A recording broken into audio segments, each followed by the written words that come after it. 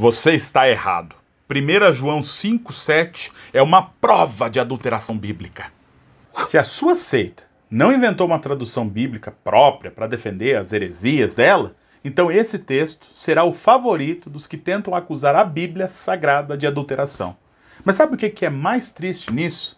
É que geralmente quem apela para esse tipo de argumentação tem sérios problemas de pensar antes de falar. São pessoas cegas que defendem a religião a todo custo, mesmo que para isso elas precisem chegar ao ponto de tentar banalizar a própria Bíblia, para não tirar o poder da sua igreja. É quando isso acontece que eu mais gosto da metodologia científica, porque é nesse momento que a crítica textual entra e prova que argumentos como esse estão completamente equivocados. E que um texto como esse se encaixaria no que falamos no vídeo anterior, como sendo uma variante textual. Já que quem usa argumentos como esse são, na sua vasta maioria, pessoas preguiçosas e muito devotas a uma denominação, eu vou te ajudar a compreender o que é uma variante textual na prática. O texto diz o seguinte: pois há três que dão testemunho, no céu o Pai, a Palavra e o Espírito Santo. E esses três são um. E três são os que testificam na terra, o Espírito, a água e o sangue. E os três são unânimes, num só propósito. Você viu colchetes ali no texto? Não é uma adulteração. Se fosse uma adulteração, não estaria entre colchetes, estaria oculto de alguma forma dentro do próprio texto.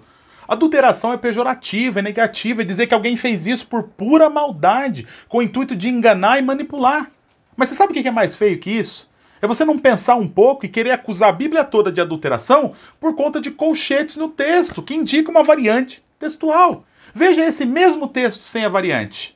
Pois há três que dão testemunho, o Espírito, a água e o sangue. E os três são unânimes, num só propósito. Seja sincero, mudou o sentido? Mudou a doutrina? Você foi manipulado pelo acréscimo ou pela retirada do trecho entre colchetes? Não! O texto ainda é o mesmo, diz a mesma coisa. E não só isso, está explícito o fato de que este trecho é uma variante textual. Ou seja, alguns copistas copiaram o trecho, outros não copiaram o trecho. Por isso é que ele está entre colchetes. Sabe o que é preciso fazer agora? Estudar, investigar, se aprofundar. Só que isso exige esforço, dedicação e responsabilidade. E é aí que você e muitos líderes religiosos falham. Pois é mais fácil pegar a opinião de alguém por aí, sair repetindo, sem questionar, sem saber o que está falando, saber se isso é uma opinião, se tem fundamento ou não, do que investigar a verdade. A Bíblia de Estudo MacArthur tem uma nota de rodapé sobre o trecho em questão que ele explica a variante textual de 1 João 5,7. Veja o que ele diz. Essas palavras são uma referência direta à Trindade, e o que elas dizem é correto. No entanto, a evidência externa dos manuscritos é contrária ao fato de que fizeram parte da epístola original. Elas não aparecem em nenhum manuscrito grego anterior ao 10º século depois de Cristo. Somente 8 manuscritos gregos muito posteriores contêm essa passagem, que ao que parece corresponde a uma tradução de uma revisão posterior da Vulgata em latim. Não acredito em você, não acredito em crítica textual, a Bíblia foi adulterada sim! Se você realmente pensa assim, eu só posso dizer que eu sinto muito por você. Não haverá palavras que eu diga que vá mudar a sua opinião. Mas é isso que é a sua fala, apenas uma opinião, baseada em absolutamente nada. Talvez esteja baseada no que o líder da sua seita diz. Só que o que você não enxerga é que geralmente o líder de uma seita irá colocar a Bíblia em descrédito. Sabe por quê?